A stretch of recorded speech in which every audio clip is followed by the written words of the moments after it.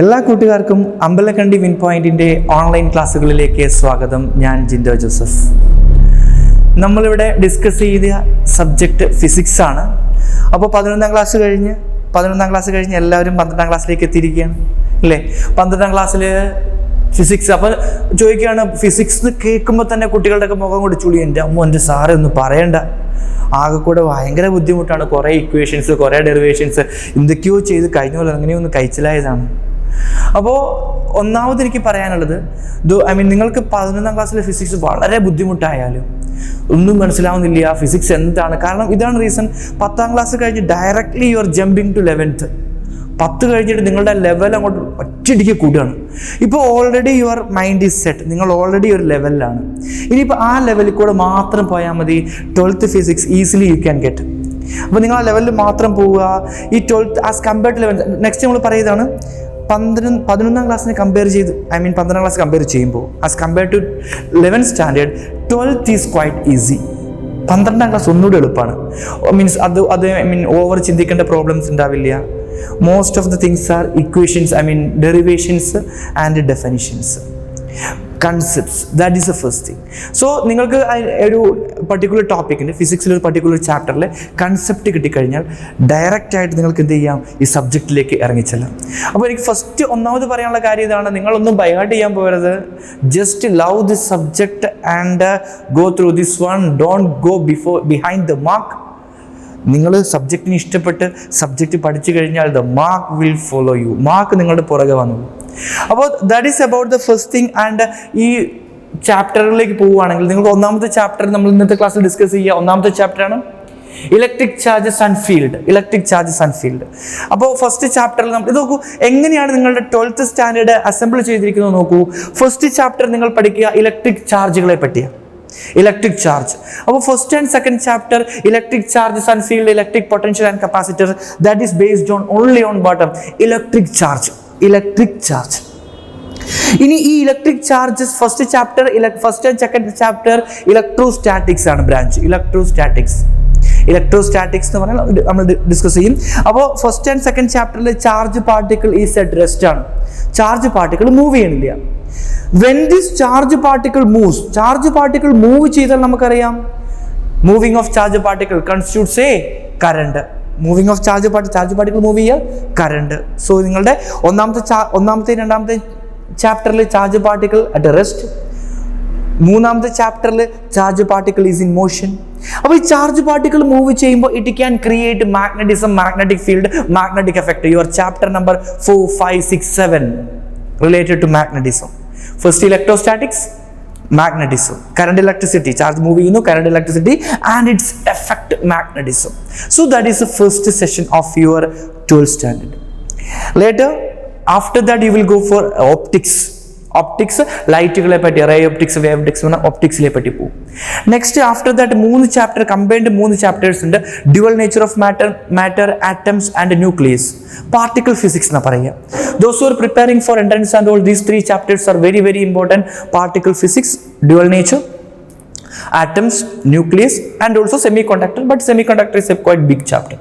Well, last semiconductor, final communication, that's all about. So 2 പാർട്ടാക്കിയിട്ടാണ് 12th physics ഇങ്ങനെ assemble ചെയ്ത് വെച്ചിരിക്കുന്നത്. നല്ല രസമായിട്ട്.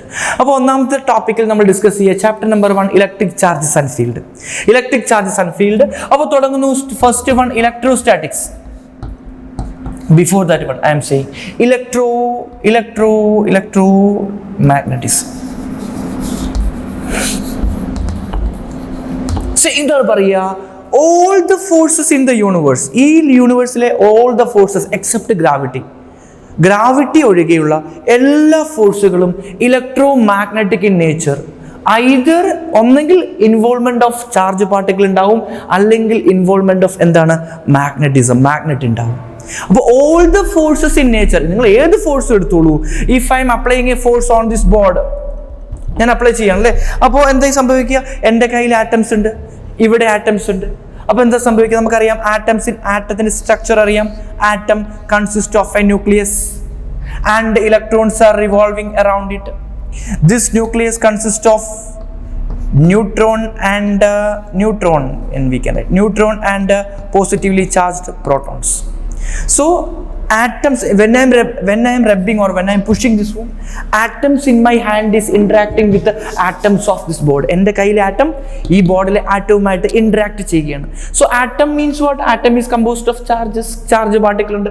സോ ഇൻവോൾവ്മെന്റ് ഓഫ് ചാർജസ് അത് നിങ്ങൾ ഭൂമിയിൽ നിൽക്കുകയാണ്. when you're standing on the surface of earth, what is happening? Atoms interacts with atoms, right? അപ്പോൾ നോക്കുകയാണ്. അപ്പോൾ എന്താണ് ഇലക്ട്രിക് നേച്ചർ, മാഗ്നറ്റിസം. അല്ലെങ്കിൽ എന്ത് സംഭവിക്കുക? രണ്ട് മാഗ്നറ്റ് എടുക്കുകയാണ്, magnetic force.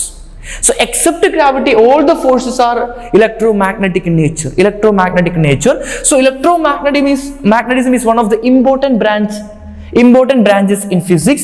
This can be classified into two. That is electrostatics and electrodynamics. So this is a branch, electrostatics. Your first two chapters comes under the section electrostatics. Electro means charges. Statics, rest. So electrostatics is the branch of physics which deals with the study of what? Charges at a rest. Electrostatics, charges at rest. So what will be electrodynamics? Charges in motion. When the charge, so first chapter and second chapter electrostatics.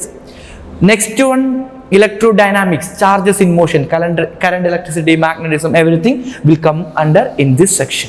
So that is about that beginning. Electrostatics is the branch of physics which deals with study of charges at rest. Next concept is what is a charge. So we can say charge comes from an atom. Already structure we know, positively charged proton, neutron and electrons are revolving around it. Our charge comes from atoms. Charge comes from an atom, and charge is an inherent property or intrinsic property of an object. Charge is what? Inherent property, or intrinsic or fundamental property of an object like mass. So ഞാൻ പറയാണ്, ഈ chalk പീസിന് ഒരു mass ഉണ്ട്. അപ്പോൾ ആരെങ്കിലും ചോദിക്കാൻ എന്താണ് ചോക്ക് പീസിന്റെ മാസ്?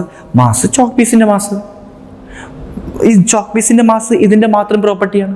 ഈ ചോക്ക് പീസിന്റെ മാസ് ഇതിന്റെ മാത്രം പ്രോപ്പർട്ടിയാണ്. സിമിലർ, അപ്പോൾ നമുക്ക് പറയാം mass is an inherent property of an object.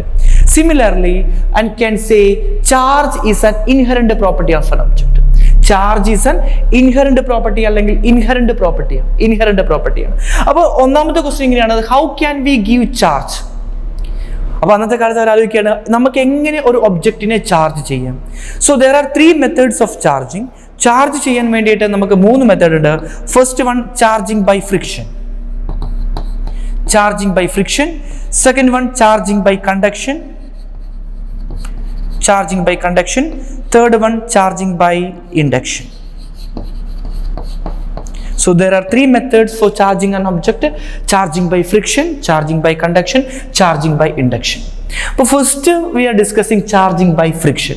അപ്പോൾ നമുക്കൊക്കെ എക്സ്പീരിയൻസ് ഉണ്ടാവില്ലേ, നമ്മുടെ ഹെയറിൽ ഇങ്ങനെ റബ്ബ് ചെയ്തിട്ട്, ചീപ്പ് റബ്ബ് ചെയ്തിട്ട് പേപ്പർ നമ്മൾ കാണിക്കുമ്പോൾ ആ ചീപ്പ് എന്ത് ചെയ്യുന്നു? പേപ്പറിനെ അട്രാക്ട് ചെയ്യുന്നു അല്ലേ? ആ എക്സ്പീരിയൻസ് നമുക്കുണ്ട്. So that is about what? Charging by friction. അപ്പോൾ ചില ഒബ്ജക്റ്റ് ഉണ്ട്, നമ്മൾ റബ്ബ് ചെയ്യുമ്പോൾ ചാർജ് ട്രാൻസ്ഫർ നടക്കുന്നുണ്ട്. സോ ആക്ച്വലി എങ്ങനെയാണ്, why this charge transfer is happening? Listen here. So consider, എനിക്കിവിടെ ഒരു ഒബ്ജക്റ്റ് ഉണ്ട് കേട്ടോ. Say I am having an object like this. So I am rubbing this object with another object. 2 object ഉണ്ട്, object 1 and object 2. So these 2 charge particle R I am rubbing. അപ്പോൾ ഈ 2 charge particle ഞാൻ ഇങ്ങനെ റബ്ബ് ചെയ്യാൻ പോവാണ്. So what will happen? റബ്ബ് ചെയ്യുമ്പോൾ ഈ ഫസ്റ്റ് ബോഡിയിൽ ആറ്റംസ് ഉണ്ട്, സെക്കൻഡ് ബോഡിയിൽ ആറ്റംസ് ഉണ്ട്. അപ്പോൾ ഞാൻ റബ്ബ് ചെയ്യുന്ന സമയത്ത്, വെൻ ഐ ആം റബ്ബിങ്, ഞാൻ റബ്ബ് ചെയ്യുന്ന സമയത്ത് ഇവിടെ ആറ്റംസ് ഉണ്ട്. അപ്പോൾ ആറ്റവും ഇൻട്രാക്ട് ചെയ്യുന്നുണ്ട് ഇല്ലേ? So when I am doing this rubbing, what I am doing? I am rubbing. That means my kinetic energy, I M using my kinetic energy. ഞാൻ എൻ്റെ കൈനറ്റിക് എനർജി യൂസ് ചെയ്യണം. അപ്പോൾ ഞാനിങ്ങനെ റബ്ബ് ചെയ്യുന്ന സമയത്ത് I am giving kinetic energy to this atoms. Atom consists of what? Proton, electron and neutron. So ഇങ്ങനെ outer most ഷെല്ലിൽ ആരുണ്ട്? ഇലക്ട്രോൺ ഉണ്ട്. അപ്പോൾ ഈ ഇലക്ട്രോൺ നിങ്ങൾ പഠിച്ചിട്ടുണ്ടാവും എന്താണ് അയണൈസേഷൻ എനർജി എന്നൊരു സാധനം ഉണ്ടല്ലേ, അയണൈസേഷൻ എനർജി. സോ ആ അയണൈസേഷൻ എനർജി എന്താണ്? Because of this ionisation, I mean if we are giving energy, നമ്മൾ ഈ അയണൈസേഷൻ എനർജിനേക്കാളും കൂടുതൽ എനർജി കൊടുത്തു കഴിഞ്ഞാൽ ഇലക്ട്രോൺ ആറ്റത്തിന് വെളിയെ വരും. അപ്പോൾ so when you R rubbing, നിങ്ങൾ റബ്ബ് ചെയ്യുന്ന സമയത്ത് if your kinetic energy exceeds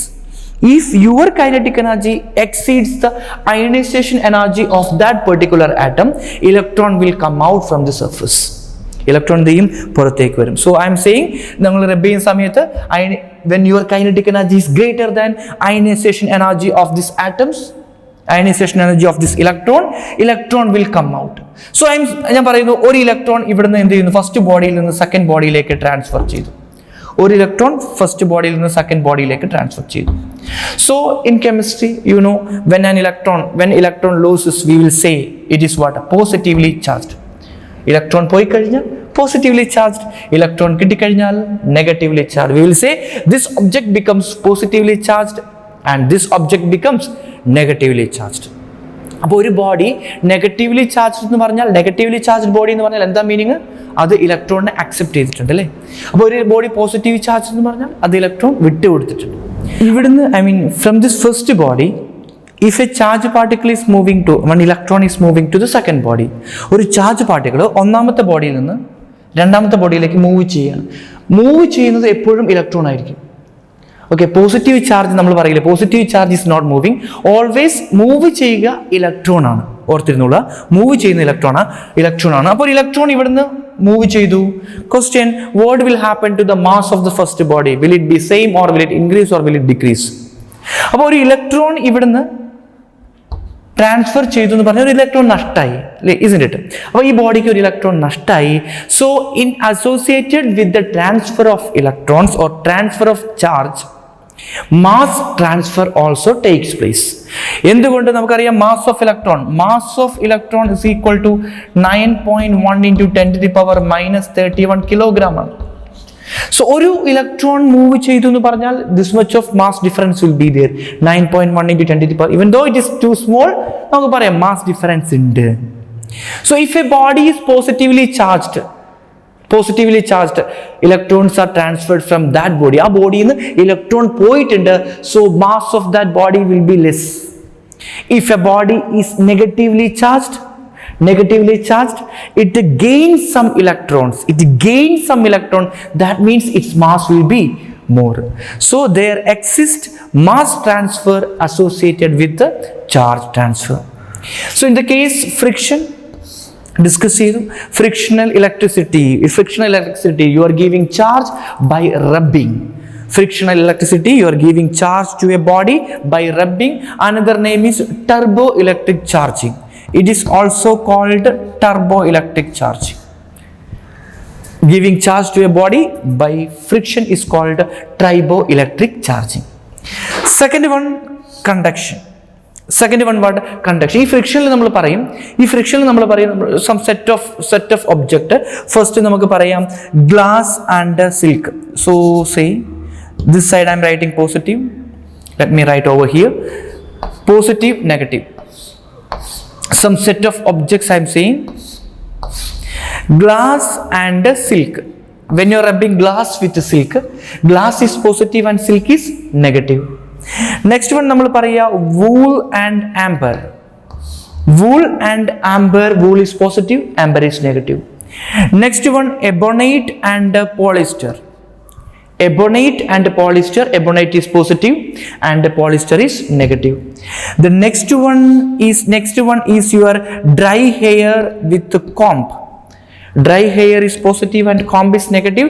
So in this frictional electricity, so what is the main topic? We can give charge to a system by three methods: charging by friction, charging by conduction, charging by induction. Charging by friction is also called a turboelectric.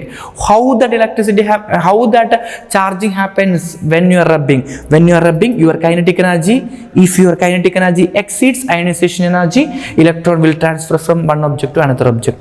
If electron loses, it becomes positively charged. If body gains electron, it becomes if it gains electron, it becomes negatively charged. Negatively charged, mass transfer also happens. So some examples, positive and negatively charged body. Second case, charging by conduction. Charging by conduction. Conduction means what?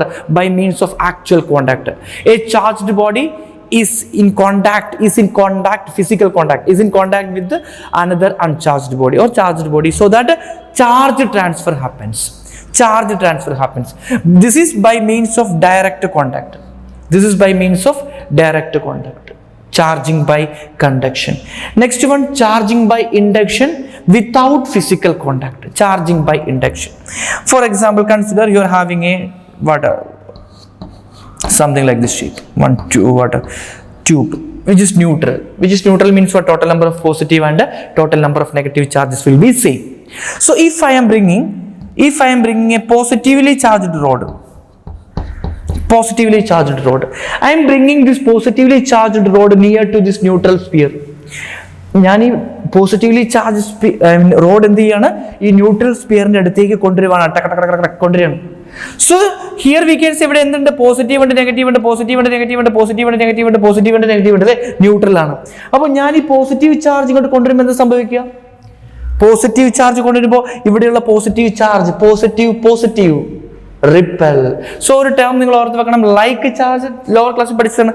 Like charges repels, positive repels, unlike charge attracts. Like charge repels and unlike charge attracts. So നോക്കൂ, ഇവിടെ ഞാൻ induction വഴിയായിട്ട് touch ചെയ്യിപ്പിച്ചാൽ അത് conduction ആണ്. So without the physical contact, I am bringing this positively charged rod near to a neutral sphere. So what will happen? This ഇവിടെ positive charge ഉണ്ട്, because of this repulsion, all this positive charge. Better you can bring negative charge over here. You bring just a negative charge, negatively charged rod I am bringing. Whatever it is, you can bring. First I am bringing negative charge. So what will happen? All this negative charge, all this negative charge will go to this next end. Here only what? Positive charges. So ഒരു സൈഡിൽ മൊത്തം positive ആയിരിക്കും, ഒരു സൈഡിൽ മൊത്തം എന്തായിരിക്കും? Negative ആയിരിക്കും. So next step നിങ്ങൾ എന്ത് ചെയ്യണമെന്ന് വെച്ചിട്ടുണ്ടെങ്കിൽ, next step you just connect this one to earth. Just earth ചെയ്യുക. Earth ചെയ്തിട്ടുണ്ടെങ്കിൽ what will happen? All this negative charge will transfer to this earth. എല്ലാം negative charge, because I told negative charge can flow. Negative ചാർജിന് flow ചെയ്യാൻ കഴിയും. So all this negative charge will be transferred to earth. Once this process over, just remove this minus charge, negatively charged rod. ഈ negative charge road എന്ത് ചെയ്യുക? ഇവിടെ നമ്മൾ ഒഴിവാക്കുക. ഇപ്പം എന്ത് പറ്റി? ഓൾറെഡി ഉള്ള നെഗറ്റീവ് ചാർജ് മൊത്തം തിരിച്ചു കയറില്ല. ഓൾറെഡി ഉള്ള നെഗറ്റീവ് ചാർജ് മൊത്തം പോയി. Now positive charge over here. എന്താ സംഭവിക്കുക? When you are giving a charge to a body, the total charge spreads all over its surface. So total charge, ഇവിടെ ടോട്ടൽ ചാർജ് എന്തെങ്കിലും സംഭവിക്കും? spreads all over the surface, so it becomes positively charged object. So in order to keep positive charge, in order to make a positively charged body, you are supposed to bring a negative charge. So question, if you want to make it as negative charged body, you are supposed to bring positive charged body.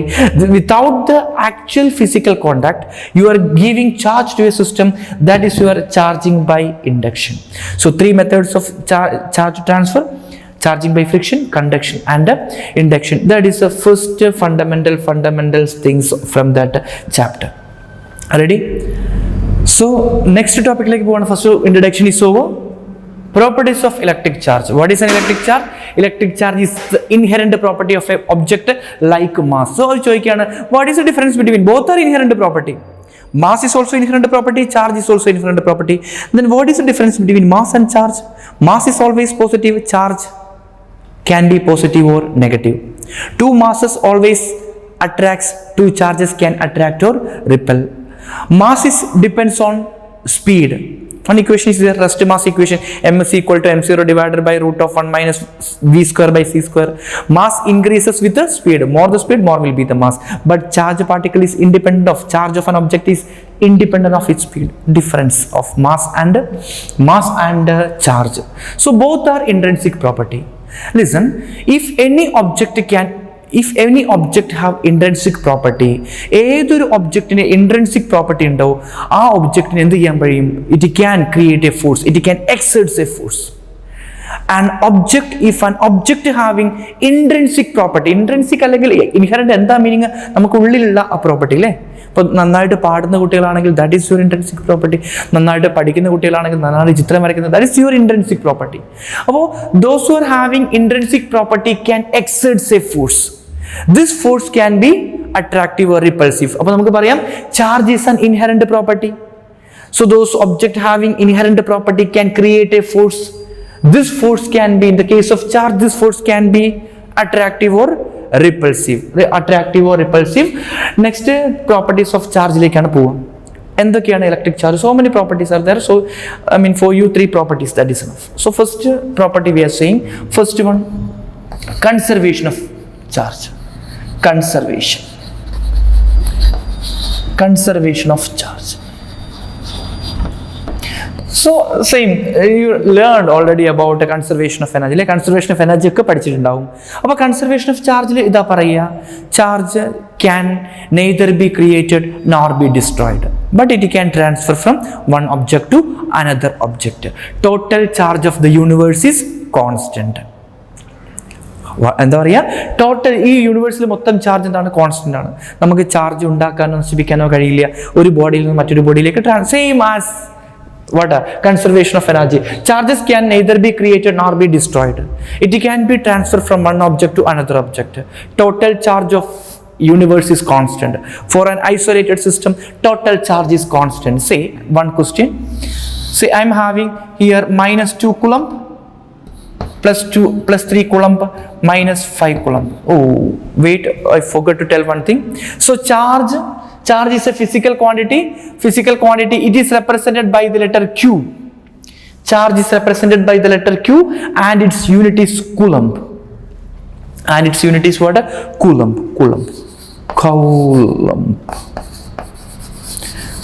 Charge is a scalar quantity. It is represented by Q and its unit is what? Coulomb. See, 1 coulomb, 2 coulomb charge means that is a very big amount. So in our general experience, general practices and all, we will come across 1 nano coulomb, milli, nano, micro coulomb. Normally for all problem they will give milli coulomb, nano, micro coulomb, milli coulomb, micro coulomb, nano coulomb. Milli 10 to the power minus 3, micro 10 to the power minus 6, nano 10 to the power minus 9. അപ്പോൾ ഇത് north വെക്കുക. ചാർജിന്റെ representation unit is Coulomb, milli, micro, nano, -3, -6, -9. അപ്പോൾ ഒന്നാമത്തെ പ്രോപ്പർട്ടിയിലേക്ക് പോവാണ്, conservation of charge. എനിക്കൊരു isolated system ഉണ്ട്. Say this is an isolated system. അപ്പോൾ 3 ചാർജ് ഉള്ളത് -2 കൂളം, +3 കൂളം, -5 കൂളം. ക്വസ്റ്റ്യൻ എന്താ ചെയ്യുക? ഞാൻ എന്ത് ചെയ്യുന്നു, ഈ ബോക്സ് എടുത്തിട്ട്, ഈ ഐസൊലേറ്റഡ് സിസ്റ്റം എടുത്തിട്ട് മൊത്തമായിട്ട് ഷേക്ക് ചെയ്തു. I M shaking this one. അങ്ങനെ ഷേക്ക് ചെയ്ത് കുറച്ച് കഴിഞ്ഞ് ഞാൻ നോക്കിയപ്പോൾ ഇവിടെ ഒരു -5 കൂളമില്ല, -4 കൂളമുണ്ട്, ഒരു +2 കൂളുണ്ട്. ഞാൻ ഷേക്ക് ചെയ്ത് കുറച്ച് കഴിഞ്ഞ് നോക്കിയപ്പോൾ ഇവിടെ -4 കൂളമുണ്ട്, +2 കൂളമുണ്ട്.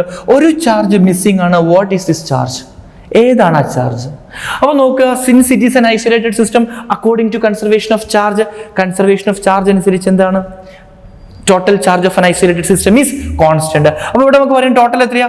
-2, -5, -7, -7 + 3 -4. സോ ഇവിടെ ടോട്ടൽ ചാർജ് വരിക -4 ആ വരേണ്ടത് ഇല്ലേ? -7 + 3 -4 കൂളം. അപ്പോൾ ഇത് നിങ്ങൾ ഷേക്ക് ചെയ്ത് കഴിഞ്ഞാലും after that it should be here എന്താ വരേണ്ടത്? ഇവിടെ -4 കൂളം തന്നെ വരണം, -4 വരണം. ഇപ്പോൾ ഓൾറെഡി ഇവിടെ എത്രയുള്ളത്? -4 + 2, -2 ഓൾറെഡി ഉണ്ട്. അപ്പോൾ നിങ്ങൾക്ക് -4 ആവണമെങ്കിൽ ഇനി എത്ര വേണം? -2 കൂടെ, -2 കൂളം കൂടി നോക്കൂ. -4 -2 -6, -6 + 2 -4 coulomb. So conservation of charges can neither be created nor be destroyed. Second one, quantization of charge. Quantization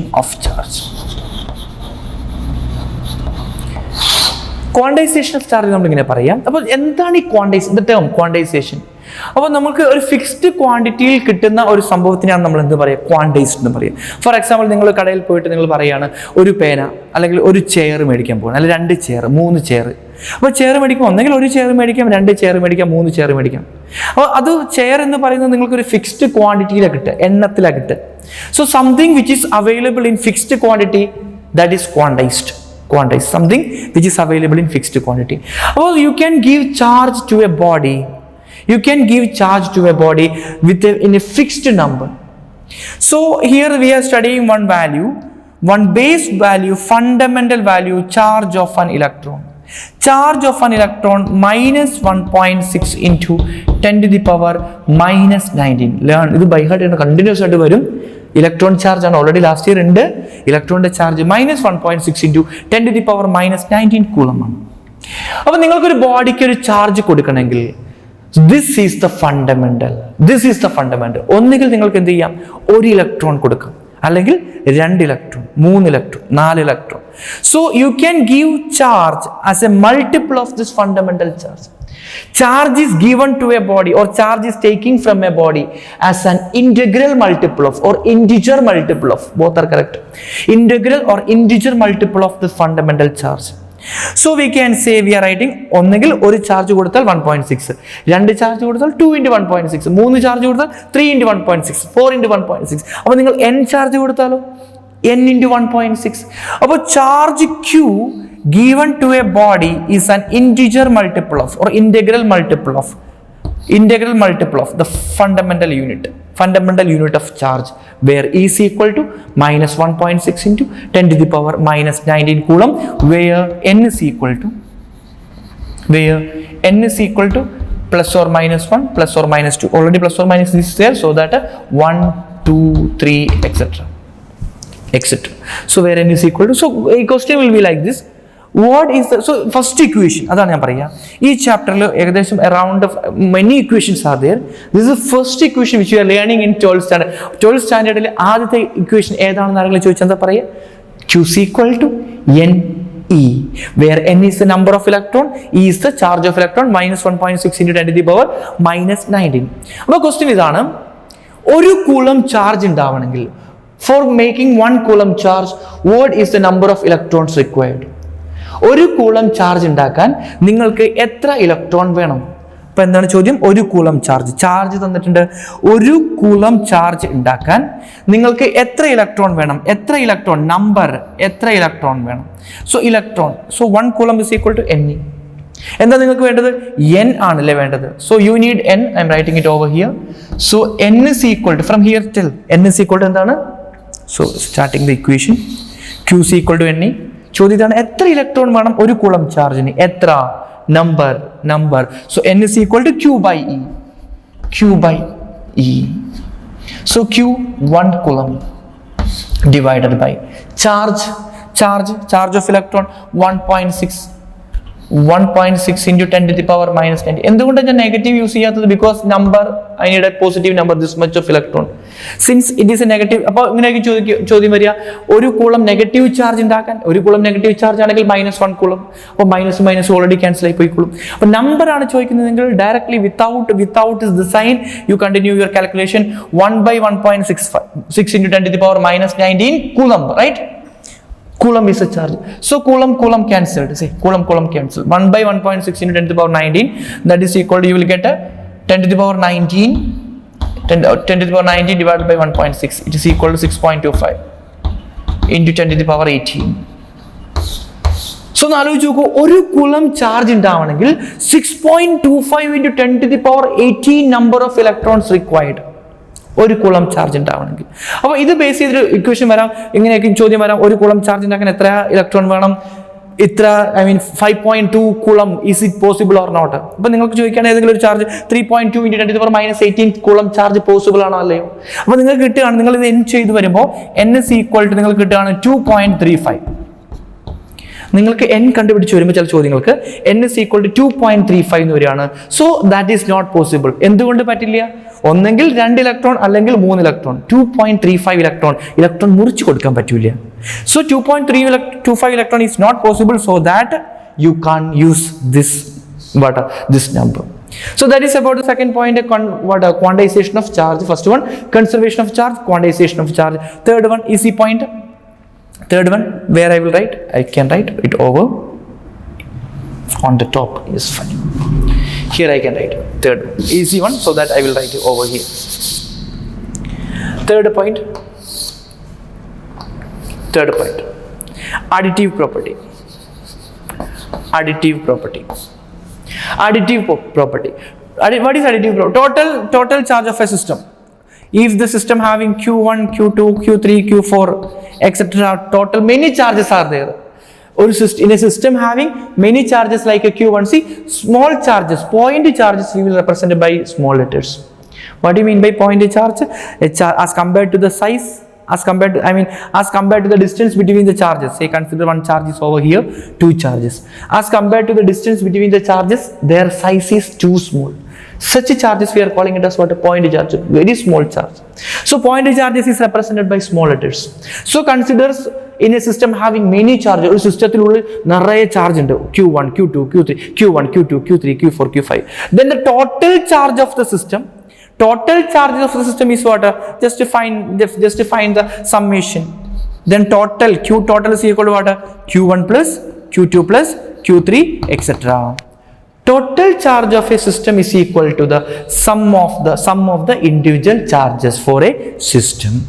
So that is about your third property, additive property. That is the first your fundamental introduction. What is a charge? Three methods: conduction, charging by friction, charging by conduction, charging by induction. That explanation. After that, properties of electric charge, three properties: conservation of charge, quantization of charge, additive properties. In quantization of charge, you are having the equation Q is equal to NE. Fine. So we will say ഒരു ചെറിയ topic ഉണ്ട്, ഒരു gold leaf electroscope എന്ന് പറയുന്നൊരു instrument ഉണ്ട്. So at the beginning they were using gold leaf electroscope to check the amount of charge. So in that one just consider one evacuated chamber, like very simple construction ആണ്, ഒരു evacuated chamber, gold leaf electroscope ആണ്. ഇതിന്റെ ഒരു whole ഉണ്ടാവും, there is a gap. ഈ ഗ്യാപ്പിൽ അറ്റത്ത് രണ്ട് gold leaf since it is malleable, അടിച്ചു പരത്താൻ പറ്റുന്നതുകൊണ്ട് നമ്മൾ രണ്ട് ഗോൾഡ് ലീഫ് വെച്ചു. So here this is metal road. ഇതൊരു മെറ്റൽ റോഡാണ്. ഈ മെറ്റൽ റോഡിൽ എന്താ ചെയ്യുക? നിങ്ങൾ ഇവിടെ ഒരു പോസിറ്റീവ് ചാർജ് കൊടുക്കും, ഏതെങ്കിലും ചാർജ് കൊടുക്കും. ഇപ്പം ഞാൻ പറയാണ്, ഞാനിവിടെ 2 ചാർജസ് കൊടുത്തു, 2 പോസിറ്റീവ് ചാർജ് കൊടുത്തു. So that because of conduction, touch ചെയ്ത കണ്ടക്ഷൻ. അപ്പോൾ ഈ കണ്ടക്ഷൻ കാരണം ഈ ചാർജ് പാർട്ടികൾ പ്ലസ് പോസിറ്റീവ് ചാർജ് താഴേക്കുന്നു, ഈ പോസിറ്റീവ് ചാർജ് ഇവിടെ എത്തും, positive charge. So consider if I am giving 3 charges, ഈ 3 ചാർജിങ് എന്ത് ചെയ്യും? താഴേക്ക് എത്തുന്നു. So as you increase the charge, നിങ്ങൾ ചാർജ് കൊടുക്കുന്നതിനനുസരിച്ച് എന്ത് ചെയ്യും? ചാർജ് താഴേക്ക് എത്തുന്ന charge കൂടിക്കൊണ്ടിരിക്കും. Since it is like charges എന്താ ചെയ്യുക? റിപ്പൽ ചെയ്യും. So the repulsion, the angle created by the leaves of this gold directly proportional to the charge which is given. അപ്പോൾ നിങ്ങൾ എത്രത്തോളം ചാർജ് കൊടുക്കേണ്ടത്, amount of charge can easily found by using a gold leaf electroscope. You can compare the charge. ഏതിനാണ് ചാർജ് കൂടുതൽ നിങ്ങൾക്ക് compare ചെയ്യാൻ കഴിയും by using gold leaf electroscope. That is the first fundamental things from that chapter. First chapter, electric charges and field. Ready? So we will come with, so what I told, electric charges, it is an inherent property. Those who are having inherent property can create a field. So create a force. Those who are having ആർക്കൊക്കെ inherent property ഉണ്ടോ അവർക്ക് ഒരു force create ചെയ്യാൻ കഴിയും. This force can be attractive or repulsive. അപ്പോൾ question ഇതാണ്, ഈ force നമുക്ക് എങ്ങനെ കണ്ടുപിടിക്കാം? How can we find the magnitude of that force? That equation is given by Coulomb's law in electrostatics. With that video we will meet you in next class. So by the time, be in home, stay safe, bye bye.